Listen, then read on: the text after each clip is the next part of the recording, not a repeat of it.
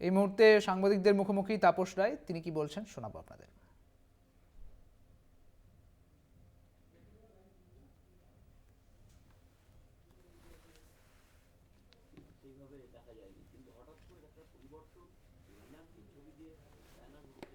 CPM অনেক কিছুতেই পরিবর্তন এনেছে, হয়তো এক্ষেত্রেও সেটা এনেছে।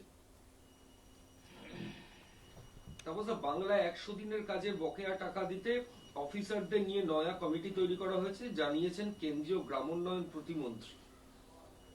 তবে টাকা কবে পাওয়া যাবে তা রাজ্য সরকারের উপর নির্ভর করছে বলেই কেন্দ্রীয় প্রতিমন্ত্রী। আমরা তো বাংলার বঞ্চনা নিয়ে এই যে নির্বাচনে আমরা যাব, সেটা বাংলার প্রতি যে অবহেলা, যে বঞ্চনা, প্রাপ্য পাওনা গন্ডা, 100 দিনের টাকা, জিএসটির টাকা, আমাদের এখান থেকে যে কাঁড়ি কাঁড়ি টাকা ওরা নিয়ে যাচ্ছে, তার যে ভাগের অংশ সেইগুলো দিচ্ছে না, তারই বিরুদ্ধে তো আমাদের আন্দোলন আমরা করছি মমতা বন্দ্যোপাধ্যায়ের নেতৃত্বে, অভিষেক বন্দ্যোপাধ্যায়ের নেতৃত্বে, এবং আগামী দিনে আমরা এটাকে নিয়েই আমরা মানুষের দরবারে যাব, এই 24-এর নির্বাচনের সম্মুখীন হব।